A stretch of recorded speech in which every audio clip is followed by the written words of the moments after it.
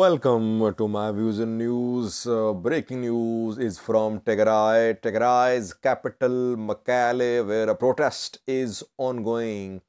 While I'm recording this video, people are protesting against the government. What happened there? What is the reason?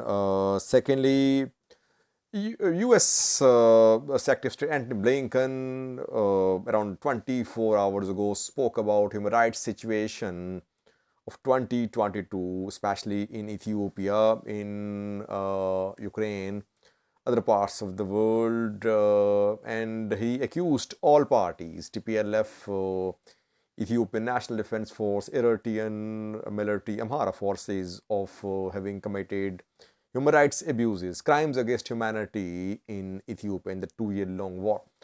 Now, today, Ethiopian Foreign Ministry issued a statement, and the statement is indicative of fragile relations between Ethiopia and US.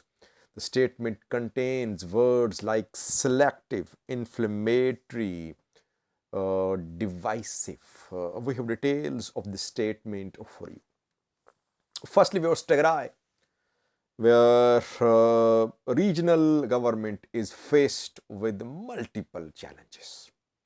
Political challenges, implementation of Pretoria deal, withdrawal of Amhara forces, withdrawal of Eritrean army, provision of food aid, restoration of economic activity, return of refugees, IDPs to Tigray, and resolution to dispute over Volkai. There are lots of issues. I can go on and on. And while Tigray is faced with so many challenges, TPLF is facing internal divisions. Getachew is the new proposed leader of Tigray interim government. So far, no consensus between Tigray and federal government, between Tigray and opposition parties, TPLF and opposition parties. So in coming days, things will be clear. Meanwhile, a protest is ongoing in Mekelle these minutes. We have received some pictures from Mekelle.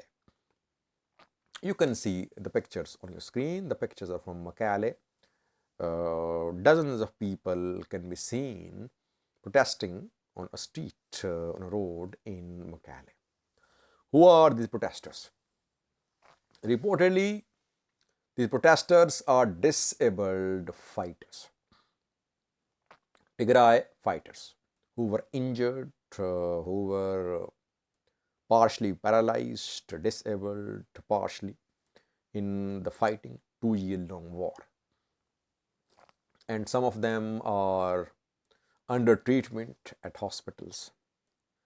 They are complaining.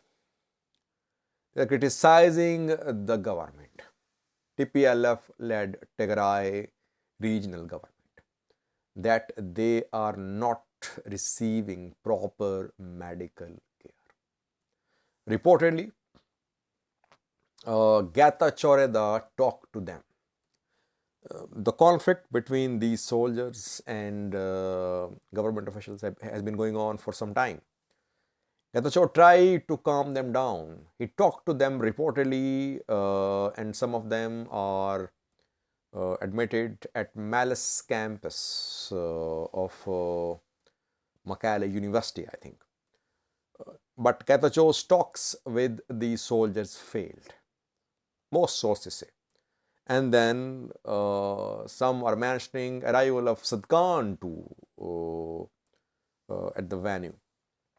And then the soldiers decided to take to the streets. Now they are protesting. Tigray will keep on facing the challenges. These challenges. Why? Because Tigray has no money. Ethiopian government is not releasing funds for Tigray regional government. Ethiopian government wants interim government to be set up in Tigray. Then federal government release funds for Tigray's hospitals, universities, Tigray's government. government functionaries will be paid their salaries after federal government released funds. But federal government is not releasing all funds which Tigray is entitled to. That is why different groups in Tigray, they'll keep on protesting. What is needed is urgent measures to put in place interim government.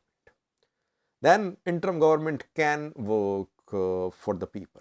So far, Tigray government is not in a position to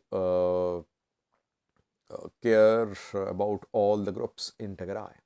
That is why we are seeing conflict, we are seeing internal splits, and political wrangling is underway within TPLF, between TPLF and opposition parties, while Tigray is facing so many challenges. Tens of thousands are still out of Tigray, some in prison, some in Sudan. They could not return. That is why this is a time for Tigray military, Tigray politicians to show unity, to give concessions, to accommodate each other, to agree on regional agenda for the people. But so far we are seeing that power struggle is ongoing in Tigray. Secondly, viewers, Ethiopian Foreign Ministry issued a statement today in response to US Human Rights Report 2020 made public 2 days ago when Antony Blinken, US Secretary of State, accused TPLF, Ethiopian National Defense Force, Eritrean Defense Forces and Amhara forces of having committed crimes, human rights abuses, crimes against humanity, ethnic cleansing. Amhara forces were accused of ethnic cleansing. TPLF was accused of crimes, human rights abuses. ENDF and EDF were accused of crimes against humanity, including rape, murder, etc. Now, the Foreign Ministry of Ethiopia is speaking. Foreign Ministry of Ethiopia has used very strong language against US in this statement. Foreign Ministry says that this statement is inflammatory. Approach is unilateral, adversarial, as if US is an adversary and it wants to pit one group against the other. The statement is not only inflammatory, it is divisive, and it is selective, it is untimely. All these words, selective, untimely, inflammatory, divisive, indicate that US is being accused of having bad intentions. That is why allegedly US released that human rights report. Purpose is to divide Ethiopia, to create divisions between TPLF and others. Foreign Ministry of Ethiopia says that it is already working on mechanism for transitional justice. National consultations are underway. Joint investigation was conducted by Ethiopian Human Rights Commission and UN Human Rights Commission. Recommendations of the investigation are being implemented, and talks are underway for the establishment of interim government in Tigray. At this crucial time, US has published a report which is selective. Purpose is to, as I said earlier, pit one group against the other. The statement claims that Antony Blinken's recent US visit was very encouraging. There was hope that it could lead to resumption of strategic partnership between Ethiopia and US.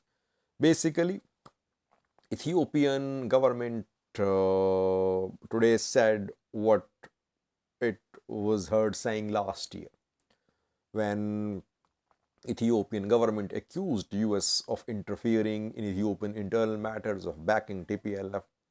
Once again, we're seeing almost the same language. Ethiopia-US relations are tense. I wouldn't say they're deteriorating, but no signs of improvement. And it's not a good sign for Ethiopian economy. No direct financial aid, no restoration of AGOA, no other financial relief for Ethiopian government.